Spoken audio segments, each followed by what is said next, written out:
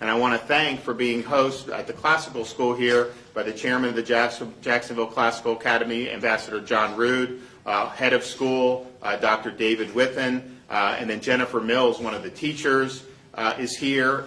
Will also provide some insight. And then we got Representatives Byrd, Duggan, and Yarborough. So I want to thank them for being here. Thanks for their support, and look forward to them having a productive special session next week.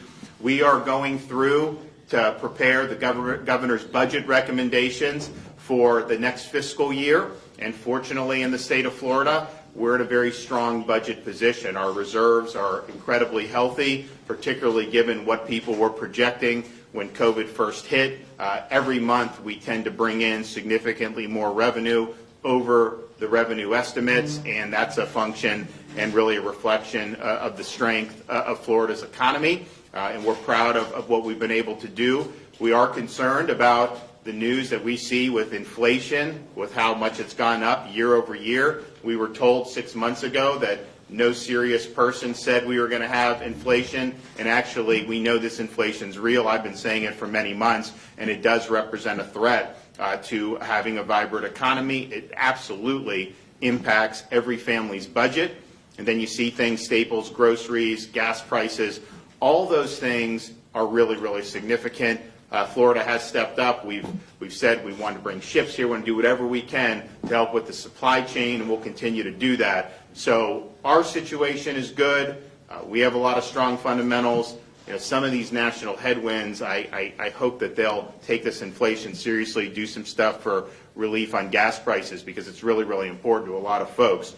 Nevertheless, here we are with looking at what we're going to do for the upcoming fiscal year and when we submit our budget. And we're still working on different parts of the budget, but I'm happy to be able to come here today and provide an overview of what our education budget is going to look like in the governor's budget recommendations. And excuse me, as many of you know, we've done an awful lot since I became governor. We've invested in increasing teacher pay. We've invested in early learning. We've expanded school choice. We've invested in vocational and technical education. And we really want to be able to keep that momentum going. And fortunately, we're in a situation where we can keep that momentum going. And so our education budget this year is going to have a lot of wins for families, for students, and for teachers. I'm proud to say that we will be including $600 million to continue to boost teacher pay.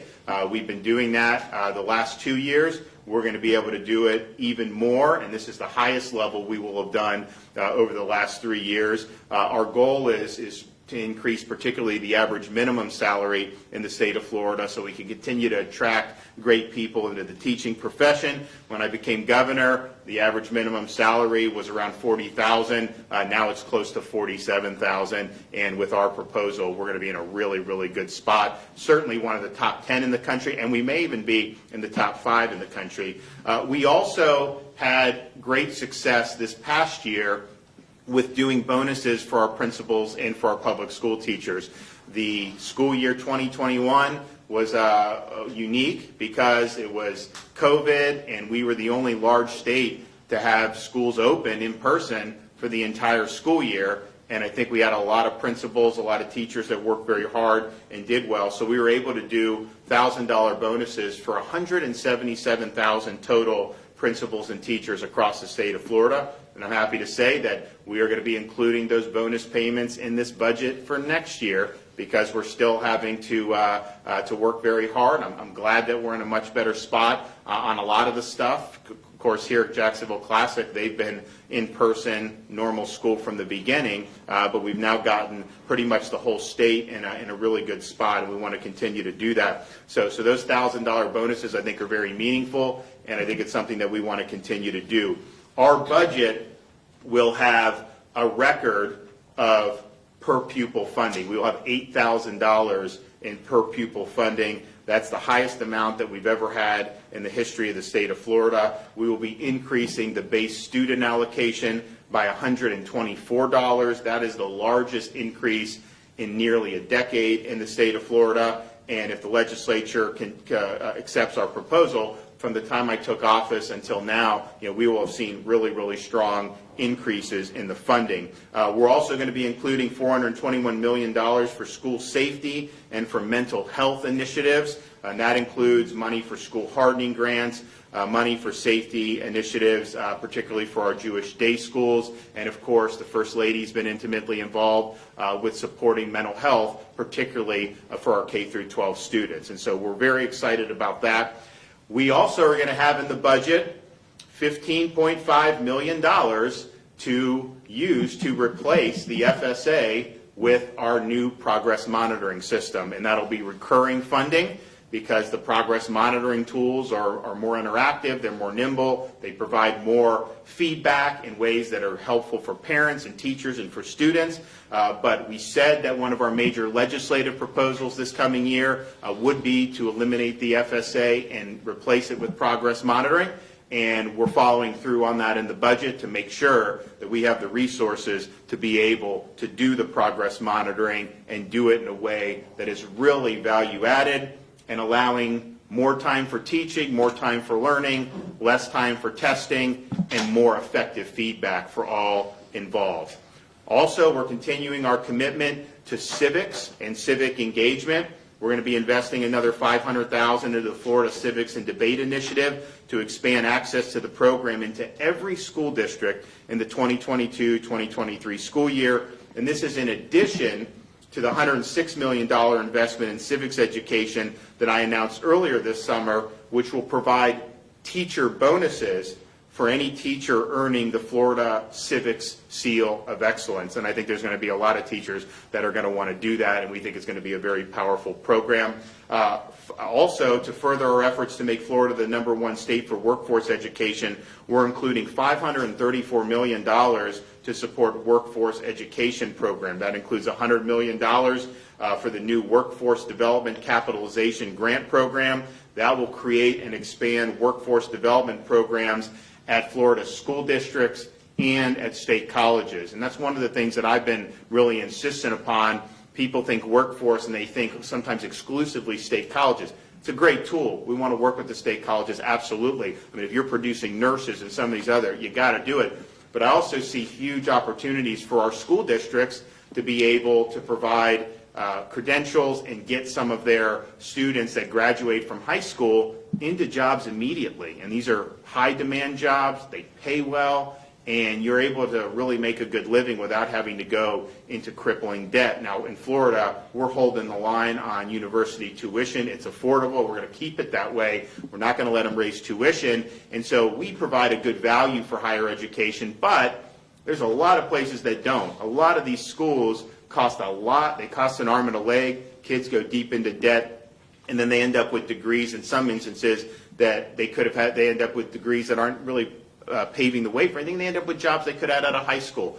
So this is important for workforce, and it's something that we are absolutely committed to, not just for people who are out of school, but within our school districts, making sure that students realize that they have a lot of different avenues to be able to succeed. So all in all, Florida is the education state. We now rank #3 in the latest Quality Counts rating for K-12 by Education Week, and we're ahead of the national average in almost all the individual categories, right, Richard? I mean, in terms of all the different things that you're doing.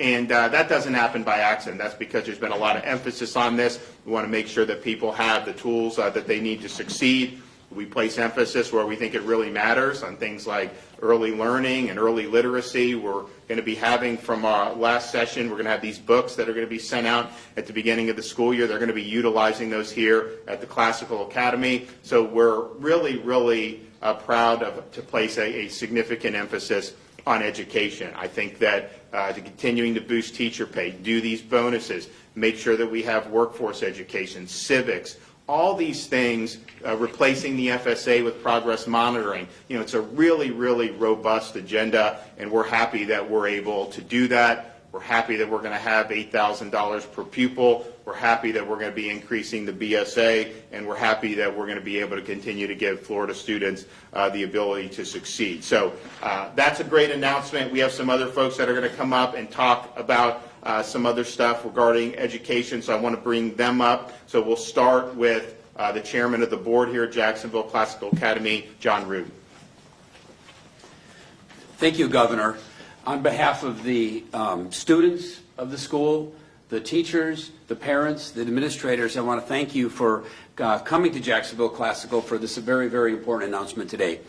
The teachers, I have to admit, are extremely pleased with what has happened so far under your leadership. We're primarily first-year teachers, and our teachers have received over $6,000 per year in an unexpected raise. And it's something that is well deserved and very much appreciated. And I think all of us in this school love to hear the depth of support you are going to be providing and funding for the public education system. And we all know how important education is and how important it is to have, for the schools to have the tools to help the children get ahead. So for what you're doing, what you've announced, I want to thank you very much. Appreciate it.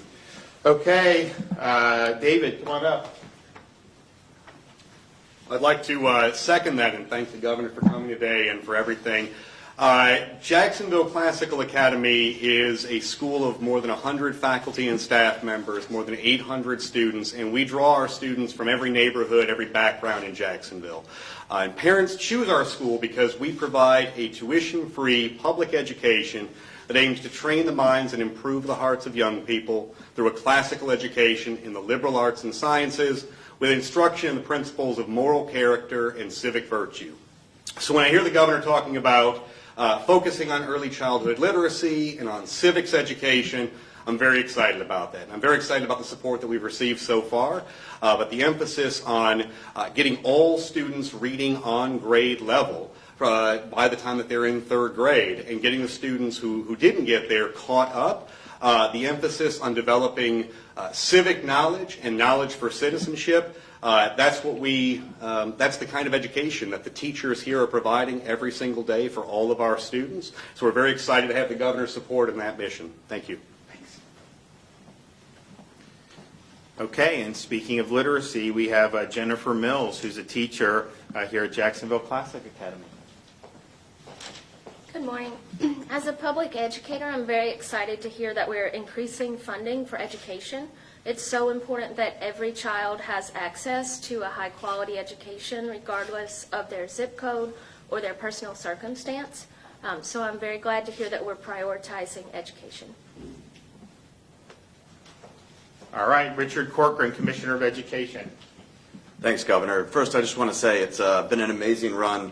When he asked me to be Education Commissioner, I wasn't sure it was going to be this much activity and this much of an agenda on a constant basis.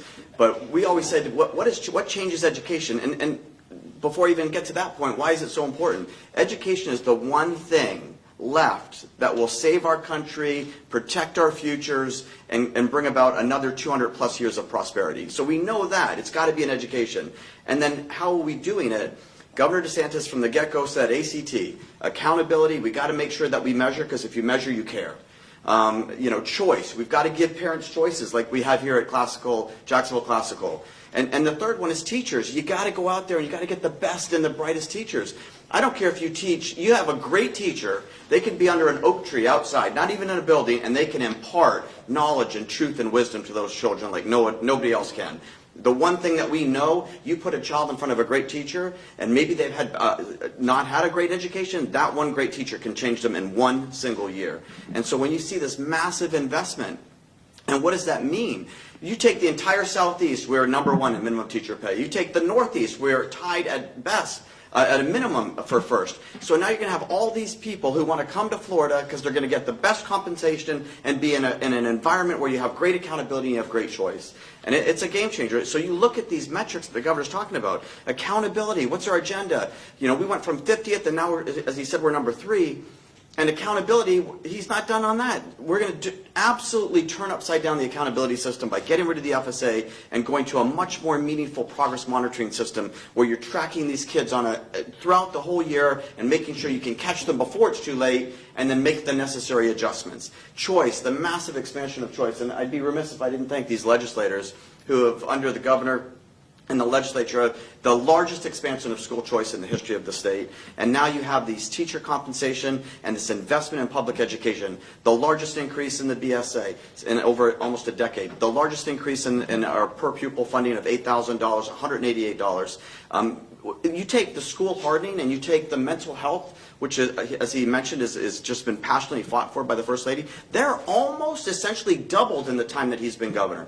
These are just transformational things which absolutely, as our headmaster here said, these are things that transform the hearts and the souls and the minds of the next generation. And you want to know the best predictor of what the future of this country, what the future of the state looks like, if you can go back to Socrates, Hobbes, I'm messing it up, Hobbes and Locke, thank you. I was close. And even Lincoln, they would always say, if you want to know what the future of a country looks like, I can tell you that by showing me how you're educating your kids. Well, in Florida, we're educating them in a beautiful way to transform those hearts, minds, and souls, and the future for Florida looks great. So thank you so much, Governor. So we're excited. I think that, and we'll be unveiling different aspects of the budget over the next couple weeks, and the budget we will have probably within the next few weeks as well. But this is something that's really important. And so continuing to boost teacher salaries, doing the teacher principal bonuses again, having an increase in the BSA and an increase in the per pupil spending, having $421 million for safety and mental health initiatives, putting a recurring money so that when we replace the FSA, we have an effective progress monitoring system that's going to give real feedback to parents, students, and teachers, continuing supporting civics and workforce education. This is all really, really important stuff, and I think we're going to get strong support from the legislature. It's easier to do stuff like this when you have a strong state. And the fact of the matter is we've kept Florida open, we've kept people employed, we've saved people's businesses. This is the #1 place people want to come to vacation. We've always had good tourism, but if you look in August, we were 11% higher in hotel revenues than we were in August of 2019 pre-COVID. The rest of the country was down 5% over that comparative period. People know that they come to Florida, they're going to be able to enjoy themselves, and so we've been able to keep the engine going, and that provides us with being in a real strong financial position. Still very frugal, still very prudent about what we spend, always respecting taxpayers, but when you have opportunities to really make a difference, we're going to take that. And so I look forward to being able to work with the legislature on these proposals, and I think it could be another banner year for education in the state of Florida. All right, I'll take some questions. Yes, ma'am. Governor, we wanted to ask you about a story that's been of interest to a lot of our viewers, these migrant flights to the Jacksonville area. Your spokesperson told us your office is aware of 78 such flights in recent months. She says state law enforcement has briefed the office about this. Which law enforcement agency is that, and can you provide specifics about these flights, when they landed, who was on board, how many? So here's what happens with these flights. There's no notification to the state of Florida. These are done mostly in the middle of the night, and it's clandestine, and we really have no say into it. So what we're going to do, so I don't know on the top of my head everything, but we could provide. I know when we initially got wind of this, it wasn't through normal channels. It's people in the federal government who are effectively leaking this to us so that we have a heads up on it. I've talked with Mayor Curry. I've talked with my folks. We need to talk to the airport people. We're going to get together and figure out what we can do in the immediate term to protect folks in Florida. And then obviously, as the legislature comes back, I think about it, you have an open border in violation of U.S. law. The president has said that basically they want to even pay reparations to people who came illegally. Just think about that. You as an American, you get higher gas prices. You get higher grocery bills. You get told basically to just grin and bear it. Someone breaks the law, comes illegally, and they're going to cut them a check for hundreds of thousands of dollars. That is just unbelievable. But that's what we're dealing with. So they're not enforcing the law. I had people there to help Texas, Governor Abbott. We had some of our state law enforcement there in June and July, and they did a great job. But what would happen is people would come illegally, our folks would apprehend, you turn them over to the feds, and then the feds put them on a bus and send them around, or put them on flights and send them all over the country. How is that something that's effective? So we have to look at that and say, we are suing the Biden administration over that. We have a pending lawsuit. I think we can be successful on it, but that's not going to happen overnight. Then we have to look at, okay, if these contractors are being contracted by the federal government and they're imposing problems on us. We had somebody that was murdered by somebody that was brought in by Biden.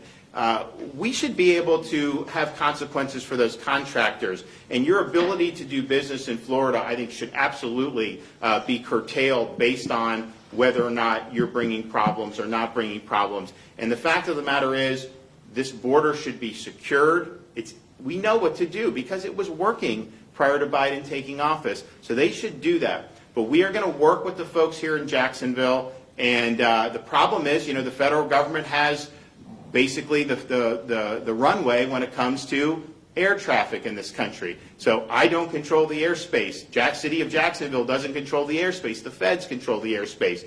So they can shut us out. Now, this lawsuit, maybe we'll get some relief from the lawsuit. But short of that, we need to get together and figure out ways to be able to do it. We knew, one of the things that was concerning to me, and look, you can't prove any of this stuff, but, they were bringing flights in May and June, we found out here. And why was that? And then Jacksonville, you saw what they had to deal with some of the COVID stuff. So there's all these things. It's just like, why? Why not just kind of let folks alone? So there's absolutely going to continue we're going to have action across a wide variety of fronts. If I may follow up, again, which law enforcement agencies are providing this information, and do you have any details about the number of flights, when, the number of people? So in terms of like each individual flight, I can tell you, I know that they started in May, and I know that they've continued. Whether they have the ledger of everything, you'd have to talk to my office about that. But our state law enforcement agencies are engaged in this.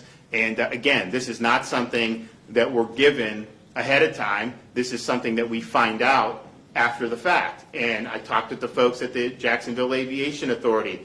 Feds come in, they do it, they got a bus. My view would be, why don't we, if they're going to come here, we'll provide buses and provide them.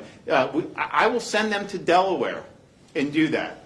If he's not going to support the border being secured, then he should be able to have everyone there.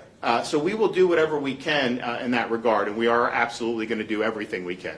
Can you name some of those private contractors you're talking about, Governor? Well, I could, but I'm not going to do it right now. I think that we want to maybe have discussions with some of them, because you have charter air, and then you also have buses, and I think we want to have some discussions. I'd like to get to a place where we're in a better spot than we are now. Just think about it.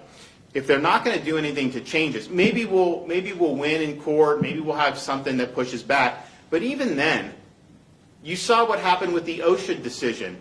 It was stayed by the Fifth Circuit Court of Appeals, meaning not in effect.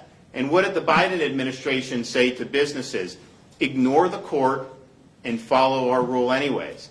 And so I think that they basically said, to hell with these court decisions. They're going to do whatever they feel like doing. And so that's something that's problematic, because we can even win in court and they may disregard that. So we're going to do all we can. But there are definitely, I think, from a contractor perspective, we've really got to have a big conversation with some of those and then see what we can do in terms of this. Unfortunately, over the years, and we've looked at different things to do, unfortunately, over the years, federal courts have basically said, illegal immigration is something for the federal government. They have the jurisdiction. So when states want to go in and protect themselves, they have not looked kindly on some of those things. And I'm not sure that's the right decision, but clearly, if it's the federal government's responsibility, but then the federal government defaults on that responsibility, then the states still have their hands tied. I don't think both can be true. If it's a federal responsibility, then they have a responsibility to discharge the duties and enforce the law. If they're not doing that, then clearly, I think a state should be able to come in and provide protections. And so that's what we're going to be looking to do. Governor, a two-part question real quick. When it comes to these undocumented immigrants, you're saying that they're coming in at 2 and 3 in the morning, late at night. Are we talking about by the dozen, by the hundreds, and are these asylum seekers? Where are they, sir? Well, I think in the flight that is in question for the individual that posed as a minor, came in, was really in the 20s. I think that flight was one with people that were at least posing as being under 18. So what you do is you have people that are coming to the border, a lot of kind of like 16, 17-year-old males coming. They're treated differently than somebody that was over the age of 18. And so that particular flight was supposed to be, I think, what they call, UACs. And they were on a bus, and I think many of them taken to the Homestead facility down in Southwest Florida. And I know that that's been the case with other ones. Now we're also looking at buses from South Texas, where are those buses taking folks, and buses that are coming in to the state of Florida and certainly in other parts. It's interesting. If you're trying to deter kind of illegal migration in the interior of the country, if you come illegally and they don't catch you, it's actually in some respects worse than if they catch you, because when they catch you, they'll give you money or potentially put you on a conveyance to get you somewhere, whereas if they don't catch you, you're kind of on your own and you don't necessarily get any money from the government and everything. Really, really perverse incentives. All right, well, we will be back. I am going to be working. I've talked to the mayor, and so just let people know in Northeast Florida, we are going to work together, and we just want to make sure that our communities are protected. Thank you. All right.